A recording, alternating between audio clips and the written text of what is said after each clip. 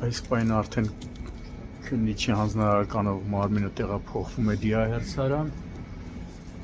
Իմ տեղեկություններով արդեն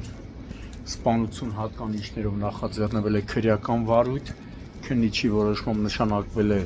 մի շարք փորձաքննություններ, այդ թվում դիակի դատաբժշկական։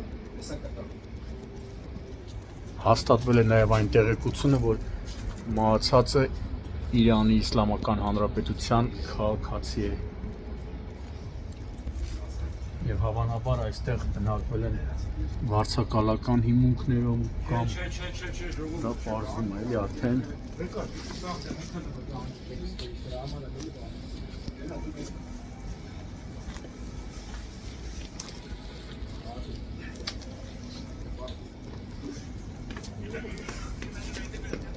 Տեղում աշխատել է նաև քննչական կոմիտեի քրեագետը։